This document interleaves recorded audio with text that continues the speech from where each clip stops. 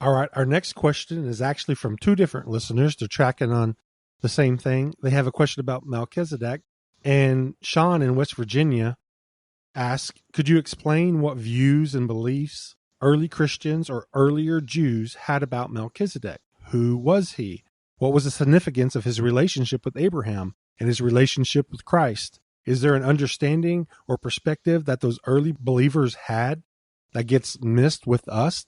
And Jessica echoes the same stuff. She wants to know if there's some biblical traditions about Melchizedek, and I assume he's a divine being since it says having no beginning and no end, but I know there's special significance since Jesus is referred to as a priest after him, not the Levites. Or is Paul perhaps just describing him as another embodiment of Yahweh, like the angel of the Lord?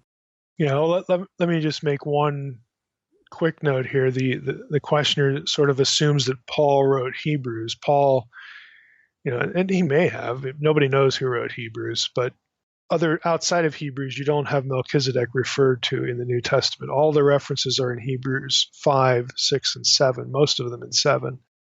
But it doesn't really matter, for the sake of the question. The short answer is, and this whole subject is a mess. The short answer is, what did ancient Jews, think about Melchizedek? Oh, lots of things. There is no one view. There are several views, and they are at many points, mutually contradictory. The whole Melchizedek thing is a really difficult topic because there are so many ambiguities in both testaments about who this guy was and why he's even mentioned. I would say the topic deserves, I was going to say one episode. I actually think Melchizedek deserves to be 2 episodes on the podcast. One Old Testament, basically Genesis 14 and Psalm 110, and then the next one, a follow-up on Second Temple stuff in the New Testament. So we should do that. We should devote a 2-part mini-series to Melchizedek. But here I'll make a few comments. And Trey, you said at the beginning, sometimes the answers generate more questions. Well, that's what we got here going on. And Melchizedek's sort of like the poster child for, this is really messy, messy stuff in Scripture in terms of our understanding and what we're able to really discern and feel confident about. There isn't a whole lot here. So the difficulties could be summarized this way. I'll just list a few.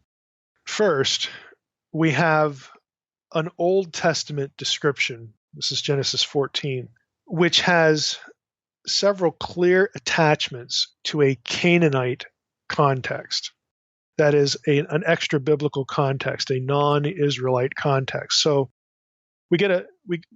because that's the case, how we think about Melchizedek, if we're just in Genesis 14, is going to be different than the way we think about Melchizedek, even in Psalm 110, and especially in the New Testament. So we've got a bit of a disconnect there. Second, if you go to Psalm 110, that has some notorious textual problems.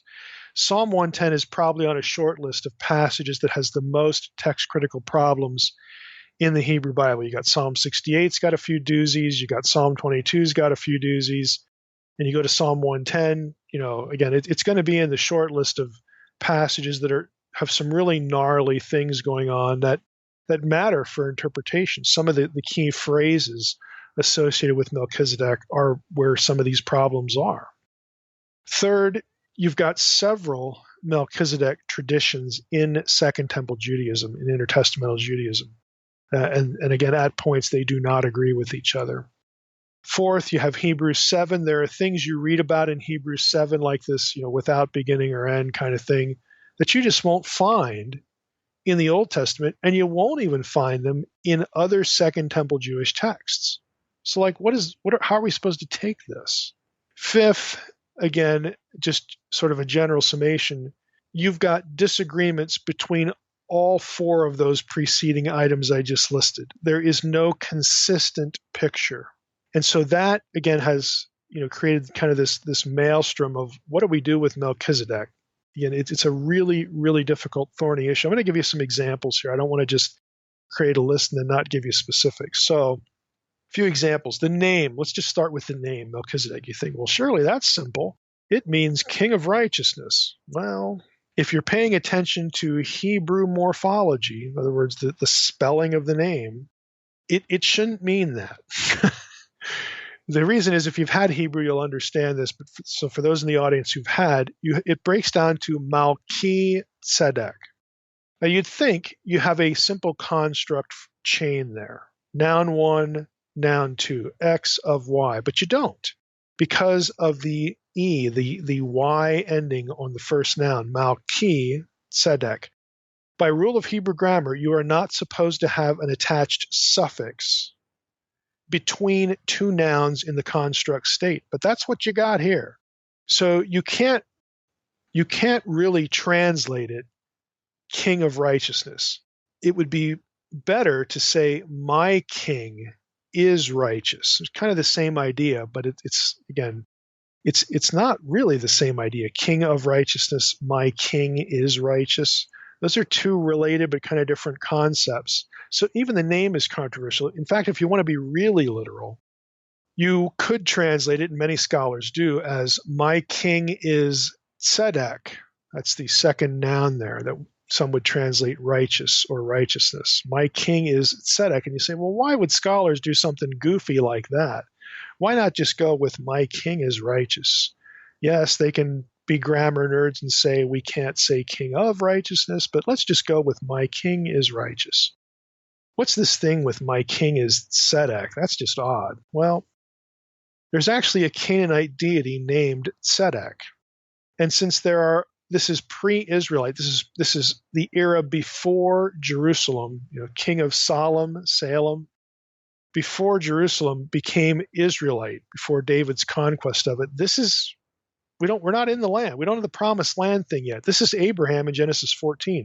This is Canaanite turf. So Melchizedek could have been named after this non-Israelite deity. Okay, I'm Melchizedek. My king is Tzedek, this pagan deity. Well, then why is Abraham being blessed by him? Who is Tzedek? Is this another name for Yahweh? Are Yahweh and Tzedek maybe the same in the Israelite thinking? In Israel, again, just the name gets you into all these areas that are just really gnarly. They're not easy. Second example, if the Messianic priesthood is from Melchizedek, okay, this is Psalm 110 stuff now, why do we have an Aaronic priesthood? Other than Psalm 110, where does this idea even come from? In other words, where did the psalmist get it? I mean, the guy who's writing Psalm 110, where does he get this idea? Because we don't have a priesthood of Melchizedek in the Old Testament, in the Torah. We have the Aaronic, the priesthood of Aaron in the Torah.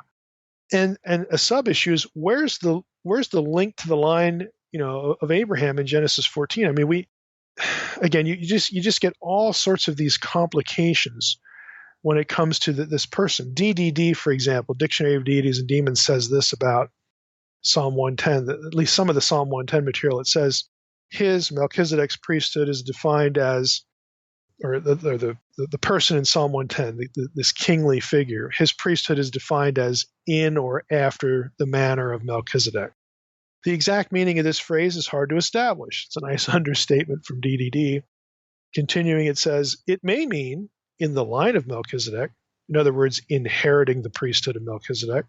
It could mean like Melchizedek or on account of Melchizedek as well. Probably the formula shows that the kings of Israel, beginning with David, inherited the tradition of the priest king or pre-Israelite Jerusalem.